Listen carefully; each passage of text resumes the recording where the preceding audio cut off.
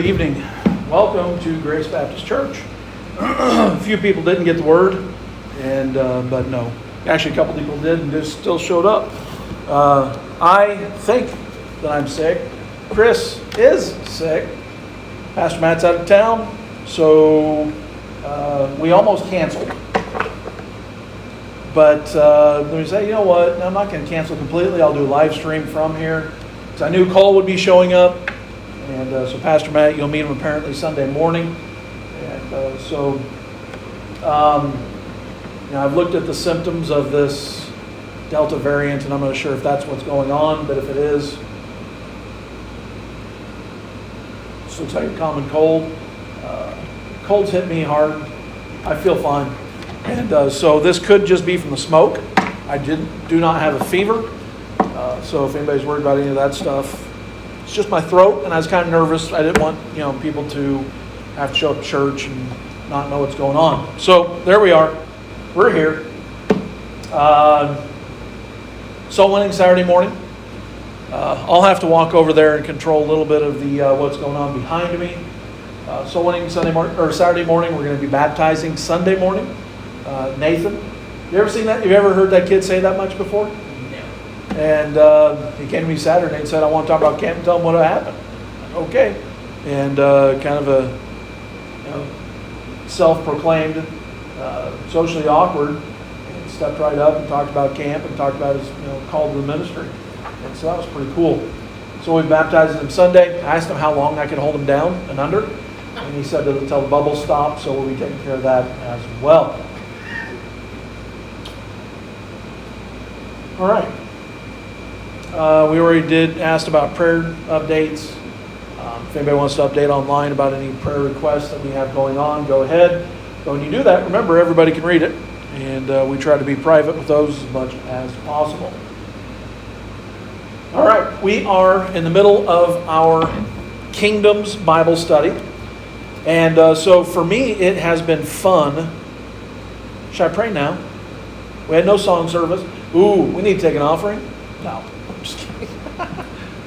Well, when I see people reaching for stuff, maybe we ought to. Oh yeah, we won't be able to hit Cole if we wait till Sunday morning. Oh, all right. You know what you do to really show them? You put it in your church's offering plate Sunday morning, earmarked for our church. That'll really win some people over. I've seen some people do it, by the way. All right. So I guess we'll go ahead and pray now. The thing I like about when my voice or when my throat gets a little itchy is it deepens my voice a little bit, and it projects a little bit better. And so that's always a good thing. Let's go ahead and pray. Father, again, we're thankful for our time to meet tonight. We're thankful for our Bibles. Help us to learn from them tonight. Help me to teach. Pray, bless this lesson. In Jesus' name we pray. Amen. Let's go to Daniel chapter 11, please.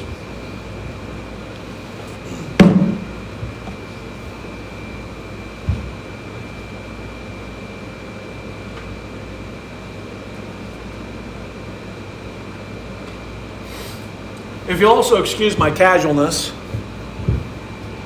I didn't feel like getting dressed today. And so this is it. No collared shirt. That's 3 weeks out of 4. Is that a trend? Yeah. All right, so behind me on the board, you see the Greek Empire under Alexander the Great and how far his conquest took them, all the way into India. Now, Daniel chapter 11 talks a lot about this Greek Empire and it being split into 4 kingdoms. Now, if you might ask a question about, well, why does the Bible not mention people like Genghis Khan, but as John Kerry says, Genghis Khan, or different leaders? Why is it Alexander the Great? And part of the reason is because Alexander the Great and the kingdoms after that directly affected Israel. The Israelites, it's possible. Well, I don't even know the time frame of Genghis Khan, and it's kind of like why would all these different countries not be mentioned in Scripture because they don't relate to the Jews at all. Remember, our Bible is a Jewish book. It relates to relates to Israel, and it relates also, it relates to Gentiles as well. But you're not going to hear about Genghis Khan, these different kingdoms. Now, when we get towards the end, I do believe when we get to Jeremiah and we get to a certain part of Revelation, I do believe it's talking about America, and I can show that some other time.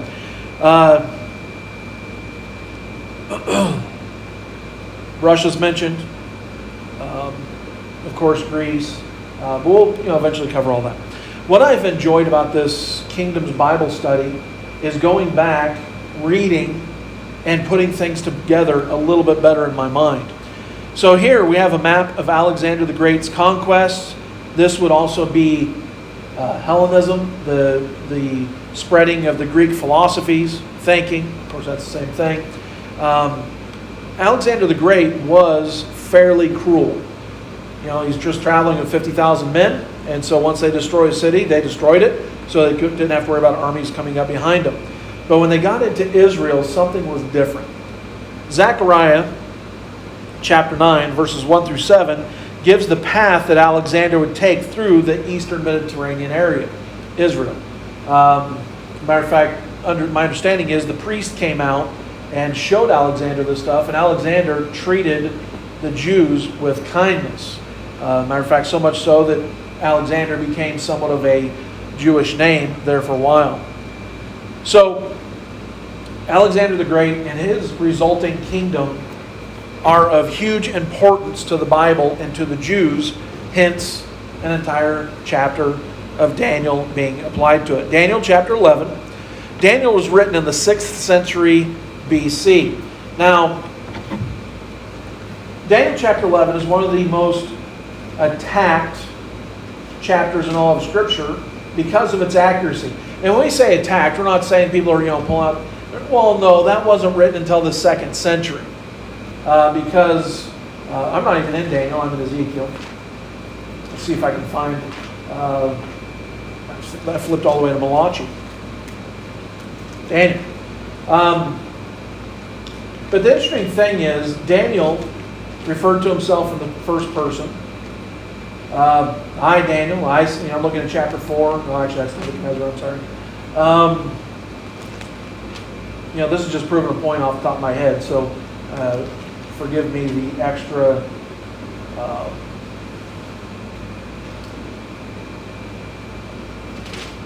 I'm actually looking for I, Daniel. No, it's in here somewhere, but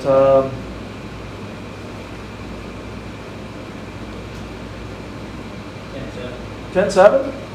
Thank you. See, I licked my finger, then turned the page, so make sure you don't touch my Bible. All right. So Daniel 10, look at verse 2. Verse 2. In those days, I, Daniel, was mourning 3 full weeks. So if you're a Christian and you believe the Bible, you have a problem with somebody saying that it wasn't written until the 2nd century. Daniel was written in the 6th, but even if it was written in the 2nd, like critics would tell you, because chapter 11 is so accurate, then you still have a problem that Daniel prophesied the date of the crucifixion of Christ. What are you going to do with that? The wise men show up at Jerusalem and then go to Bethlehem because of the predictions of Daniel. Well, so even if we place that at the 2nd century BC, you still have a huge problem there. Sometimes we just listen to professors a little too much. The Bible's the Word of God. God said it. People wrote it down. And there you go. People talk about this document Q that both Mark and Matthew copied off of. No, God spoke to Matthew, God spoke to Mark, and gave us those documents. They are different enough where they can't be off the same document. But anyways, Daniel chapter 11, we're going to go through all of the verses here. Next week, we're going to talk about Daniel's image and how it relates to Israel. That's going to be fun. That, I'll have a handout for you. Notice there was no prayer sheet handouts because you know what? I didn't want to be handed out my cold. And so, again, there's a lot of sarcasm there. But, yeah. Daniel chapter 11 The prophecy runs from about 529 to 164 BC and covers most of what happens to be the intertestamental period. It's a continuation of the vision in chapter 10, which we did not cover in this Bible study, but it's given in minute historical detail, making this one of the most attacked chapters in all of the Bible. Critics say no one could have known everything revealed in this chapter beforehand. One day, towards the end of the tribulation, people are going to look back at the book of Revelation, and no, there's no way they knew all this, but it's always been here. But anyways, they look back at this and say, no. I got ahead of myself, so I'm skipping notes here. Notice that in verse 1 here, that this same angelic messenger tells Daniel that in the first year of Darius' reign, he stood to strengthen him in order, no doubt, to make these prophecies sure. As Satan has his princes try to do everything they can to interfere with and stop the work of God, even so does he assign his princes to see that it's carried out. Now, let me also tell you, when we get to these dates, I'm not the one that compiled the dates. I'm not the one that compiled the names. I'm glad to go through Scripture, but if the other information is just easily copied and pasted, I'll use it. So this was written hundreds of years before it happened, and so let's pick it up here in verse 1. Also I, in the first year of Darius the Mede, even I stood up confirmed to strengthen him. Now, remember the Medes, there's the Medes and Persians, would be the second empire after Babylon. Babylon, Nebuchadnezzar, Medes and Persians, and there was a bloodless coup, C-O-U-P. And but notice here, this is talking about the angel, not Daniel, and it's talking about 2 years prior. And now I'll show thee the truth. Behold, there shall stand up yet 3 kings in Persia, and the 4th shall be far richer than they all, and by his strength through his riches he shall stir up all against the realm of Grecia. Now, if you want to gander up to the TV over here. So there you see the Greek Empire. Hopefully you can see this at home. And I got to use the right mouse.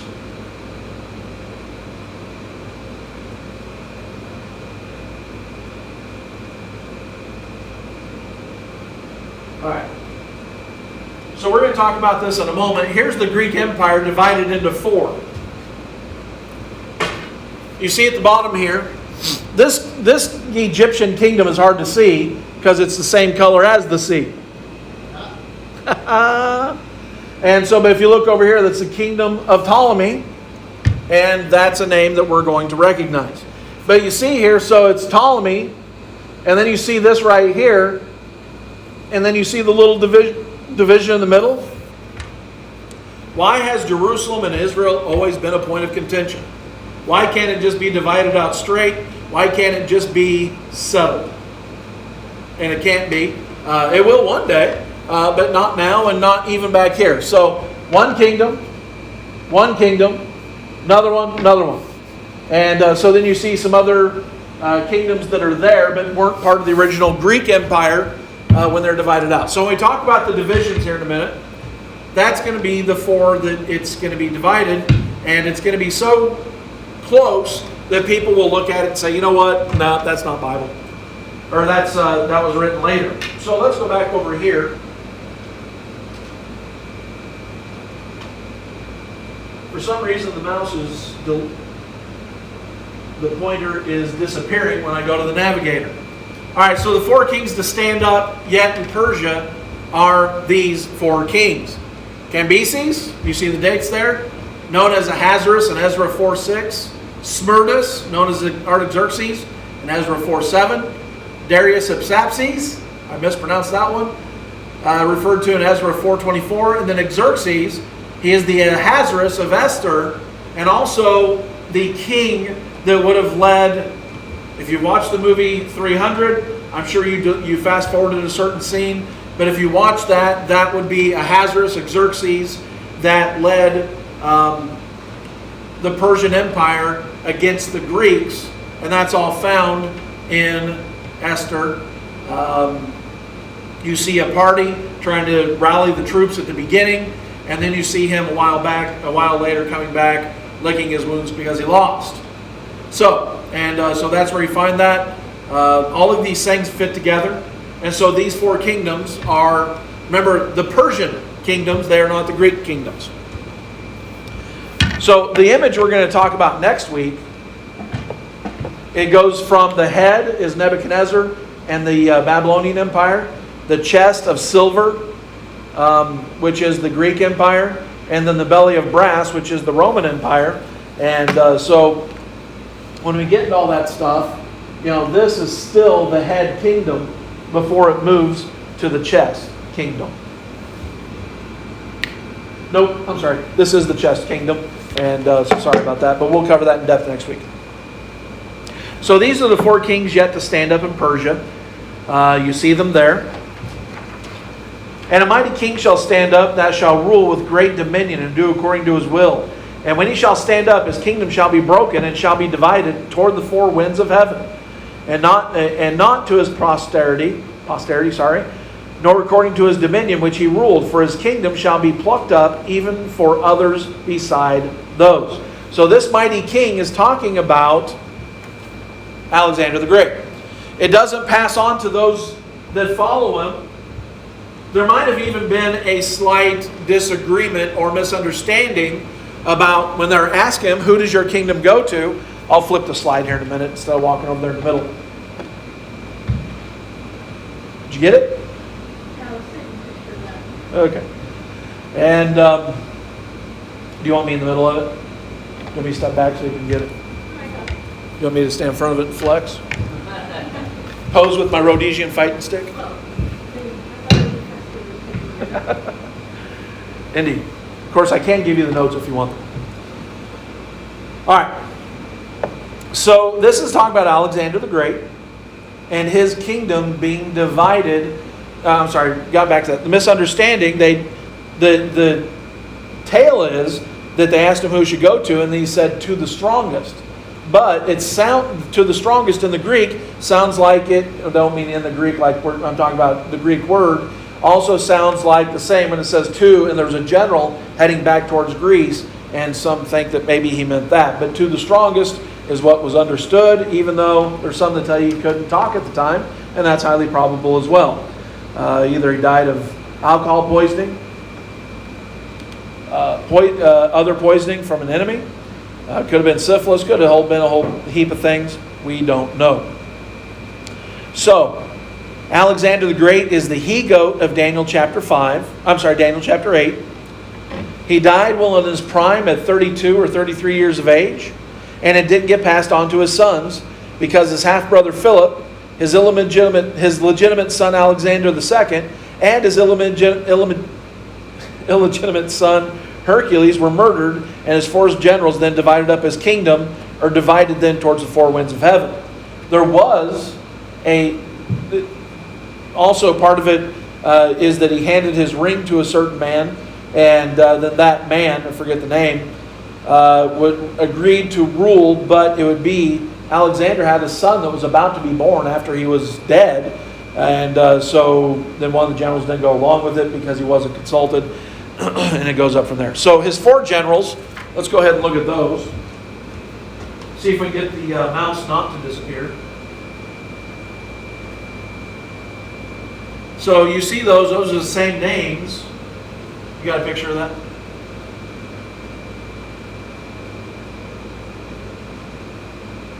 You good? Yes. And then you see those same names on this map over here, off to the left, although you probably can't see them. So Ptolemy is the main one that we're going to want to know, and Seleucus. Mouses keep on deleting. Jarrett, how do you do this?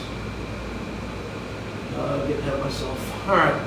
You know what? I'm just going to teach the rest of the lesson from over here.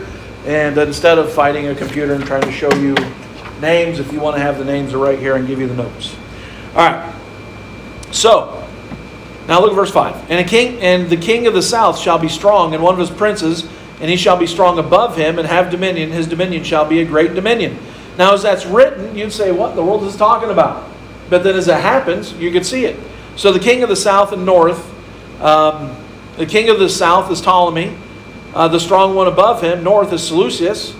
And because Seleucus then became stronger than Ptolemy. And these two are mentioned because Israel is directly in between them and was directly affected by their ongoing battles. The other two kingdoms don't matter anymore. Look at verse 6. And the end of years they shall join themselves together, for the king's daughter of the south shall come to the king of the north to make agreement, but she shall not retain the power of the arm, neither shall he stand, nor his arm, but she shall be given up, and they that brought her, and he that begat her, and he that strengthened her in those times. So, after years of fighting, these two countries entered into an alliance. This happened in 250 BC between Ptolemy Philadelphus. He betrothed his daughter Bernice to Antiochus Theos, grandson of Seleucus. So we're marrying now kingdoms together. And by the way, as soon as I'm done with this lesson, you're not going to remember any of these names, except for Ptolemy and Seleucus. And probably the guy Philadelphus, you could probably remember that. So, 2 years after the death of Philadelphus, which would be Bernice's father, Theos divorced Bernice and remarried Leotis, his first wife, and then poisoned Theos and had Bernice killed. She then installed her son, Seleucus II, to the throne of Syria. Interesting. So we'll keep on going. Verse 7, out of the branch of her root shall one stand up in his estate, which shall come with an army, and shall enter into the fortress of the king of the north, and shall deal against them, and shall prevail. So here we have, it's talking about Ptolemy III, Bernice's brother, ascended to the throne of Egypt, then invaded Syria, executed Leotis, and sacked the country, while Seleucus II hid in Asia Minor. What's funny is how all of the, we're only into verse 7. We're going quite a ways here, and people tell you, well, the Bible's written by a bunch of shepherds, as they, flung this piece of paper over a rock while they're watching sheep. Nope, didn't happen. God spoke, they wrote. Verse 8. And shall also carry captives into Egypt, their gods and their princes, and with all their precious vessels of silver and gold. And he shall continue more years than the king of the north. So the king of the south shall come into his kingdom and shall return into his own land. So that's Ptolemy III's triumph. So after sacking Syria, he returns with captive silver, gold, and precious stones. Verse 10. But his sons shall be stirred up, and shall assemble a multitude of great forces, and one shall certainly come and overflow and pass through, and then shall he return and be stirred up, even to his fortress. So this verse is somewhat parenthetical, but his sons refer to the sons of the northern kingdom of the Seleucids in Syria. It says here, and one shall certainly come, is a reference to Antiochus the Great, who is king of Syria, and we're going to find that down in verse 15. Are you remembering most of this? I hope not. Verse 11. Now we're going to read 4 verses and then we'll cover what they are. And the king of the south shall be moved with choler, anger, and shall come forth and fight with him, even with the king of the north. And he shall set forth a great multitude, but the multitude shall be given into his hand. And when he hath taken away the multitude, his heart shall be lifted up, and he shall cast down many 10,000s, but he shall not be strengthened by it. And the king of the north shall return. Do you see how detailed this is? Written hundreds of years before it happens. And shall set forth a multitude greater than the former, and shall certainly come after certain years with a great army and with much riches. And in those times there shall many stand up against the king of the south. Also the robbers of thy people shall be exalted, shall exalt themselves to establish the vision, and they shall fall. So after Ptolemy III returns to Egypt, Seleucus II, who ran to Asia Minor to avoid the war, we referred to him a minute ago, gathers an army and goes into Egypt to counterattack Ptolemy III in 240 BC. He is unsuccessful. Seleucus II dies, and his son, Antiochus III the Great, rules Syria from 223 to 187 BC. Ptolemy III dies and is succeeded by his son, Philopator, who is also Ptolemy IV, who rules. Antiochus III is defeated by Ptolemy IV, and in 203 BC, Ptolemy IV dies, and Ptolemy V, who is Epiphanes, his son rules Egypt from 203 to 181 BC. Now, if we're getting to 131 BC, we're getting very close to the birth of Christ. We're within 130 years of it now. So the Greek Empire is still in charge 130 years from the birth of Christ. Verse 15. You know, it's interesting because even after the Roman Empire takes over, Romans speak Latin. We still have a Bible that's written to us in Greek. Anyways, so the king of the north shall come and cast up a mount and take the most fenced cities, and the arms of the south shall not withstand, neither his chosen people, neither shall there be any strength to withstand. But he that cometh against him shall do according to his own will, and none shall stand before him, and he shall stand in the glorious land, Israel, which by his hand shall be consumed. So this is Antiochus III the Great defeats Ptolemy V in battle. This happens on the outskirts of Sidon. Remember, Jesus referring to Tyre and Sidon, gaining control of Israel. Verse 17. He shall also set his face to enter in the strength of his whole kingdom, and upright ones with him. Thus shall he do, and he shall give him the daughter of women, corrupting her, but she shall not stand on his side, neither be for him. So this is talking about his daughter. Her name ends up being Cleopatra. This is not the Cleopatra that you know. I had to go find that out, by the way, too. Cleopatra that we know, that was depicted in the movies, was closer to 63 BC. And come to find out, she is Cleopatra, I think, the 4th. So this is not talking about her. But Cleopatra, daughter of Antiochus the Great, who gave her in marriage to Ptolemy V. Hope you're keeping all that straight. There's going to be a quiz. This was a political marriage in which Antiochus the Great used to keep peace between himself and Ptolemy V of Egypt while he did battle with the Romans. Also, Antiochus hoped to use his marriage to be able to later conquer Syria. However, Cleopatra became a loyal wife and sided with her husband against her father. And again, these are things you can just pull up on Wikipedia and read. Although Wikipedia is going to be wrong on the date of Daniel. All right, let's keep going.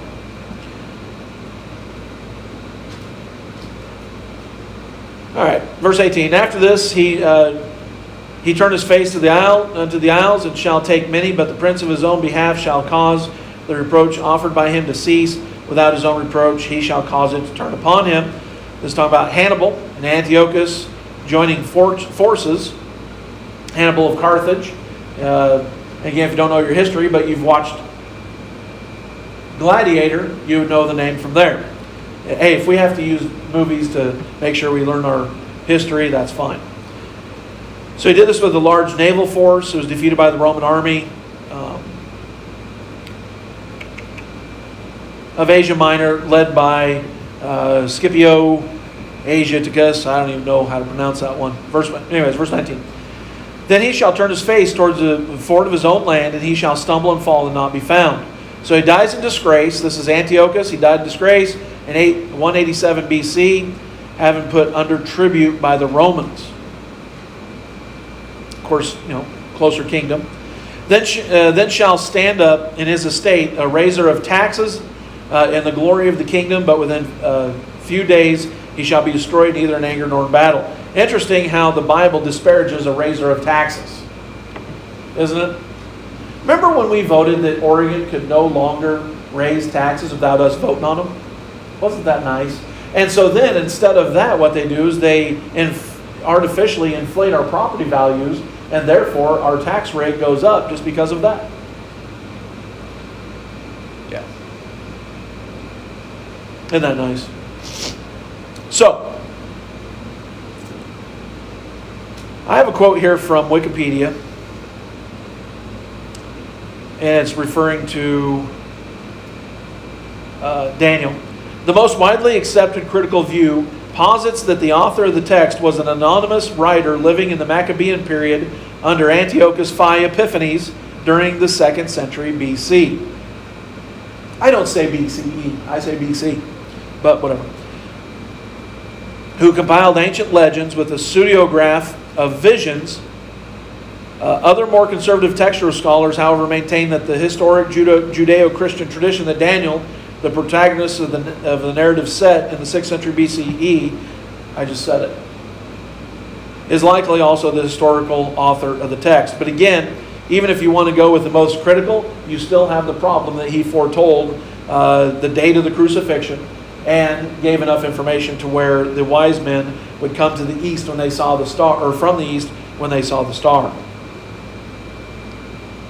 So now, verses 21 through 35, we have the main character of chapter 11.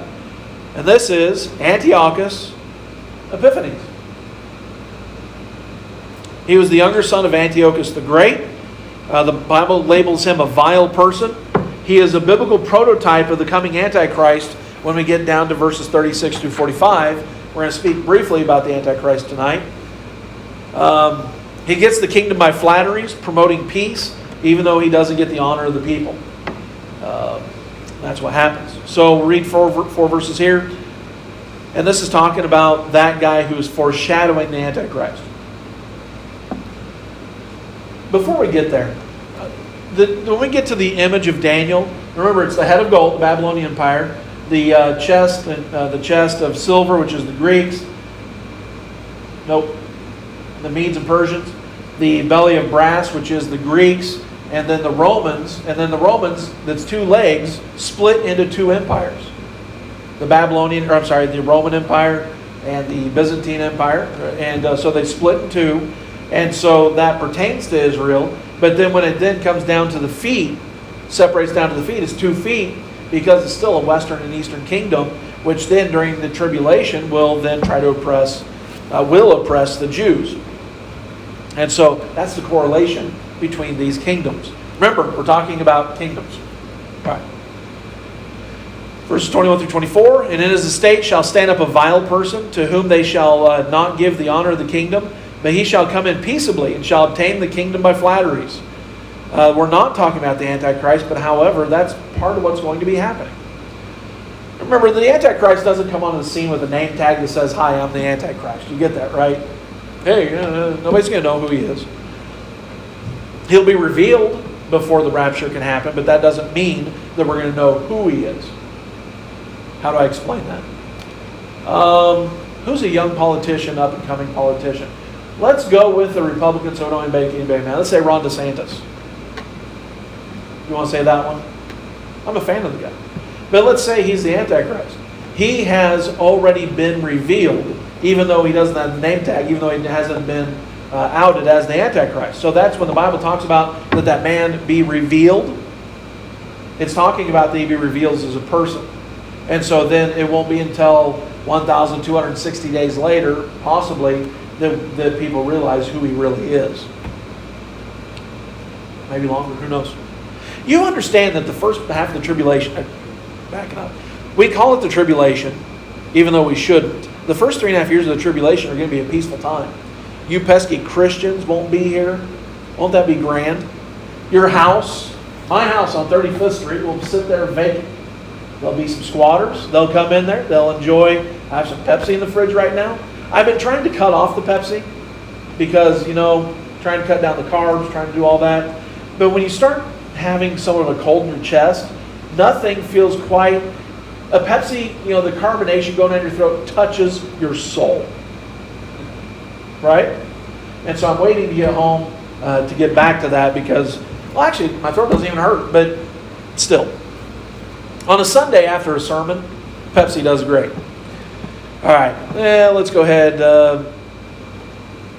And after the league, verse 23, work deceitfully, he shall come up and shall become strong with a small people.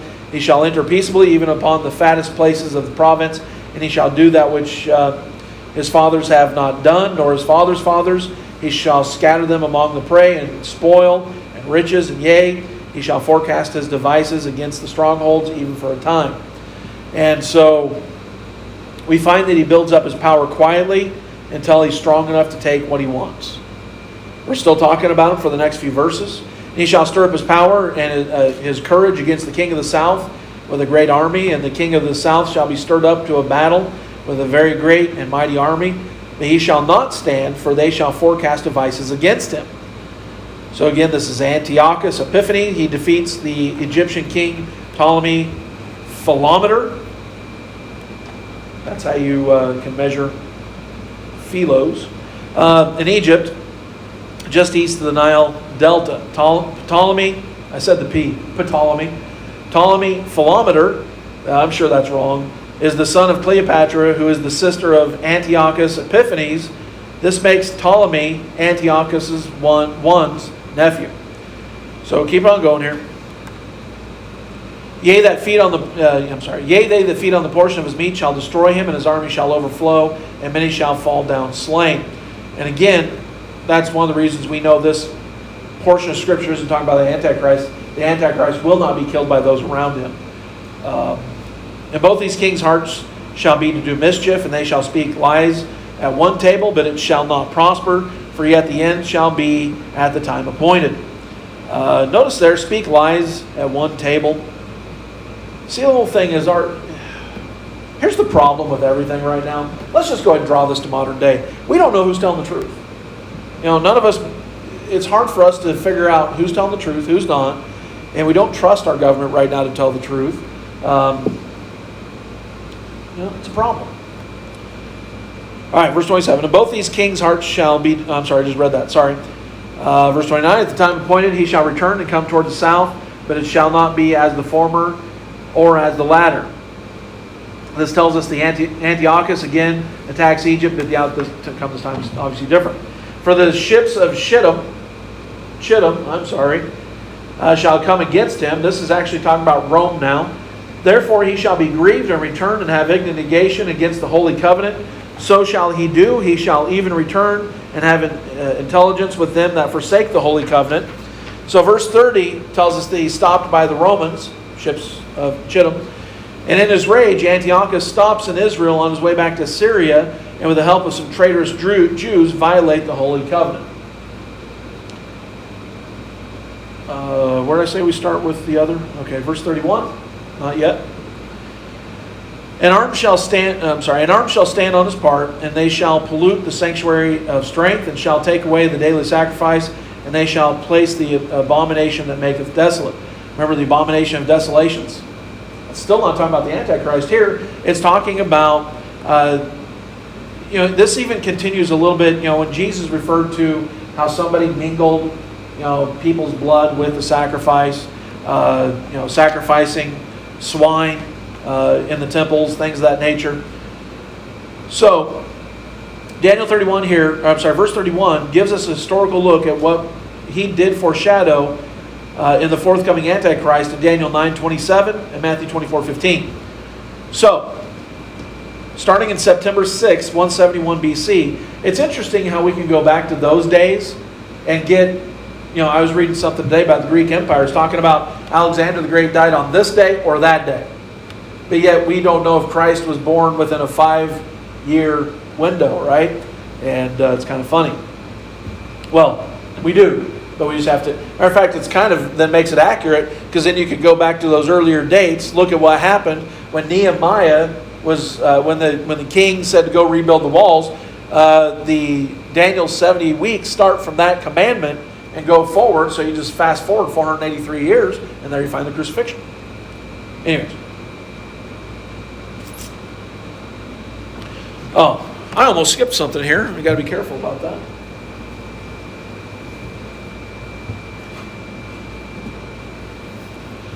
It's a good thing when you reach down into your facial tissue thing and there's cobwebs down there. I haven't been sick in a couple of years. So, all right. Now catch this. From verse 31, Antiochus turned against the people of Israel, killing over 40,000 Jews in 3 days. So on December 15th, 168 BC, he sacrificed a cow on the altar of the temple and erected a statue of Zeus. His intention was to unify his kingdom with one religion and one culture modeled after the Greek-Roman system. So there is another abomination of desolation. But again, we have men all throughout history who attempt to bring the kingdom of heaven under one man rule. It's not going to happen yet. But we're going to talk about that in a moment. Verse 32. And such as do wickedly against the covenant shall he corrupt by flatteries, but the people that do know their God shall be strong and do exploits. Interesting there. Who's the exploits talking about? Does anybody have a guess? You know it. As soon as I say it, you're going to slap your forehead. So, verse 32 here informs us that some Jews will succumb to his flatteries, but the ones who know their God shall be strong and do exploits. That's a military term. As Antiochus Epiphanes was having his way, God stirred up an aged priest named Matthias and his 5 sons, who were given the name Maccabees, which means hammer. So when you hear about the Maccabean period, that doesn't, by the way, mean that the apocryphal books of the Maccabees are accurate or God breathed. They could be accurate, but doesn't mean they belong to the Bible just because they might be accurate of history. See, these freedom fighters defeated Antiochus and cleansed the temple on December 25th, 165 BC. This is 2,300 days after the start of hostilities. So Israel was ruled by the Maccabees and their descendants until they were defeated by the Romans in 65 BC. The victory of the Maccabees is still celebrated today in a Jewish festival called what? Happens right around Christmas. Hanukkah. The 12 days of Hanukkah. That's referring back to the Maccabean period. And their defeat here. And so verse 33. And they that understand among the people shall instruct many, yet they shall fall by the sword, and by flame, by captivity, and by spoil many days. That's not good. Now when they shall fall, they shall be holpen with a little help, but many shall cleave to them with flatteries. And some of them of understanding shall fall, and to try them, and to purge, and to make them white, even to the time of the end, because it is yet for a time appointed. So, verses 33 through 35 relate the story of Antiochus Epiphanes, now the vile person, now referring forward to the Antichrist. Notice it's said there, till the time of the end of verse 35, because it is yet for a time appointed. So now we're going to deal with the Antichrist. Verse 36. So now, remember, the image has the head, chest, head of gold, the chest of silver, the belly of brass, the hips and thighs of stone. And so they split into two. But when you come to the feet, you have so far a 2,000-year gap between the thighs and the feet. We're going to cover that next week. 2,000-year gap. So that falls into here. Now we have another 2,000-year gap. 2,000-year gap assumes the Lord's return within our lifetime. I'm not assuming that's going to happen, but anyways. Now watch this. The king shall do according to his will, and he shall exalt himself and magnify himself above every god, and shall speak marvelous things against the God of gods, and shall prosper till the indignation be accomplished, for that is determined shall be done. So, verse 36 begins with the conjunction and, linking it then to verse 35, giving us the time period in which the king will appear, and the time of the end will be then the last days. He is a king of fierce countenance, according to Daniel chapter 8, verse 23. He is the prince that shall come, from Daniel chapter 9, verse 26. He shall be totally self-willed, according to Revelation 3:17 and 17:13. He will utterly detest God. He will be allowed to prosper until the indignation be accomplished. Remember, the Bible also says he's not going to have regard for women. Verse 37. Neither shall he regard the God of his fathers, nor the desire of women, nor regard any God, for he shall magnify himself above all. So that nor the desire of women probably eliminates the Santus, right? Alright. So anyways. So, verse 37 tells us he will not regard the God of his fathers. We look at Daniel 8, 9, 9:26. Some people then believe that the Antichrist will come from one of the 4 divisions of this Greek Empire that was split into 4.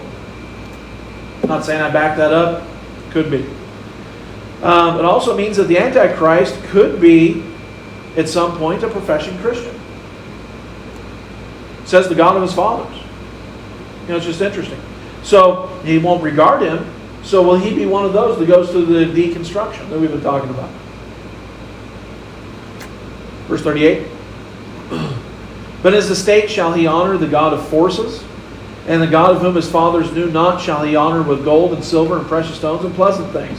God of forces is not talking about the God we serve.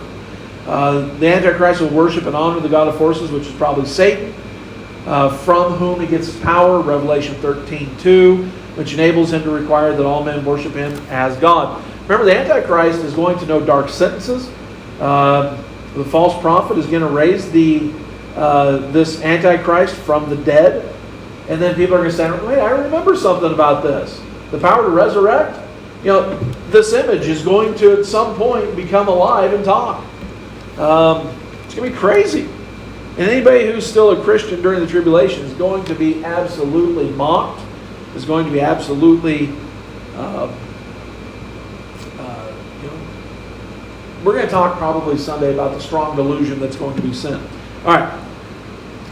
But don't hold me to that. It might be the next one. I still have to figure out if I'm going to talk about baptism or not. Verse 39. Thus shall he do in the most strongholds with the strange God, whom he shall acknowledge and increase with glory, and he shall cause them to rule over many, and shall divide the land for gain. So verse 39 gives us the agenda of the Antichrist. He will worship a strange God, acknowledge him, give glory, cause his people to rule, and divide the land for money. This guy's going to be so peaceful. Remember, people believe erroneously that the temple must be built before the rapture can happen, and that's not the case. There just has to be enough peace on earth, and it's going to happen where the temple is going to be built at least on the same mound or in the same area as where the present mosque is in Jerusalem, and because that has to happen before the abomination of desolation stands in the place where he ought not. There's going to be so much peace that's going to happen. He'll confirm the covenant. Remember, he doesn't make a covenant, he confirms the covenant. Covenants are already in place. All right.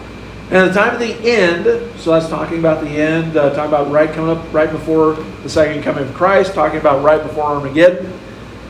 And at the time of the end shall the king of the south push at him, and the king of the north shall come against him like a whirlwind. So south, north, and with chariots and with horsemen and with many ships, and he shall enter into the countries and shall overflow and pass over. We're going to come to a place, and if you go look at the area around there, yes, I'm sure there's going to be airplanes. But however, if we believe that there's a nuclear attack some point in this, then airplanes and things of that nature will be rendered obsolete.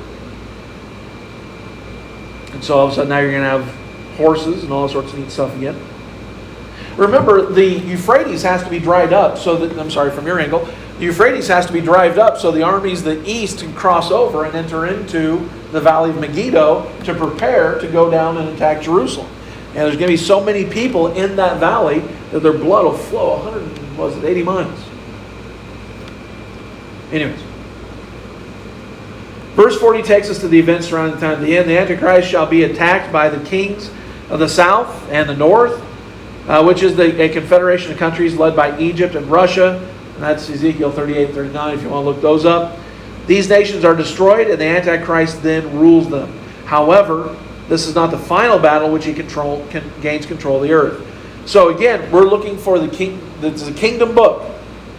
All the kingdoms on earth, the kingdom of heaven, under one man. That's what the Antichrist will finally pull off. Briefly. Verse 41. He shall enter also into the glorious land. So remember, when you see the abomination standing where he ought not in the temple, when the Antichrist stands there and declares himself as God, what did Jesus say? Run. And if you want to look at music, run for the hills, whatever the case is. But if you're in the area of Judah, you're about to die. So go, run, get out of there. However, he doesn't get control of the land where the Edomites, Moabites, and Ammonites used to dwell. I'm sorry, did I read verse 41? Oh, glorious land, and many countries shall be overthrown, but these shall escape out of his hand, even Edom and Moab and the chief of the children of Ammon. Where's Edom right now? Where's Moab? Where's the Ammonites? There aren't any, are there? So this area, wherever that is going to be the place. And remember the dragon that spits a flood out trying to kill the Israelites? And then there's countries that take them in. Those end up being the sheep nations in Matthew chapter 25. That's what that's talking about. See, all this stuff just works together. The Bible is an amazing book. All right, a couple more verses. We'll be done. He shall stretch forth his hand also upon the countries, and the land of Egypt shall not escape. And he shall have power over the treasures of gold and of silver, and over all the precious things of Egypt, and the Libyans and the Ethiopians shall be at his steps. And so, giving their power to the Antichrist. So the Antichrist occupies and plunders them. But now watch this in verse 44. But tidings out of the east and out of the north shall trouble him. Therefore he shall go forth with great fury to destroy and utterly to make away many. So, verse 44 then informs us that while the Antichrist is in these countries, he hears bad news. Notice here that the West is not ever mentioned. Some people believe that's because he is the Antichrist base of power is the West. Because there we see east and north, right? And before we said in verse 40, the king of the south and the king of the north. So we never find west mentioned. And so the Antichrist could be from a Western nation. I had one person make a suggestion one time that the Antichrist could be from a Muslim nation because there was the same number of countries. I think it was 10 that are the same number in Revelation, the different crowns and all that. I thought that was pretty interesting, but I don't think it fits because he is of the West, I believe. Verse 45. And he shall plant the tabernacles of his palace between the seas and the glorious holy mountain. Yet he shall come to his end, and none shall help him. So verse 45 there reveals that he will break his treaty with Israel. The desolation of abomination occurs, and he declares himself God until Jesus rides by with his horse, speaks, and the whole thing's over. Daniel chapter 12 verse 11 says this, And from the time that the daily sacrifice shall be taken away, and the abomination that maketh desolate set up, there shall be 1,290 days. 1,290 days is found all throughout Scripture, referring to end times. The first half of the tribulation, and again, it's not the tribulation. The second half is the Great Tribulation. First 3.5 years, 1,290 days. Times, half a time, 40 and 2 months, 3.5 years. All those things are the first 3.5. Then you divide that in 2 because there's also then the second half. But you see that right there, 1,290 days. I said earlier 1,260, so there's a 30-day overlap on this one. Sorry. Matthew 24 verse 15 says this, When ye therefore shall see the abomination of desolation spoken of by Daniel the prophet. So wait, Jesus assumed that Daniel wrote Daniel. So if you assume that somebody else put together Daniel, you have a real problem with Jesus Christ because he assumed that Daniel wrote Daniel. And Jesus assumed that it was accurate. But watch this, stand in the holy place, whoso readeth let him understand. And that's where it talks about flee. All right, we had no song service. We didn't cover our prayer request very long. So, getting out before 8 o'clock. Any questions?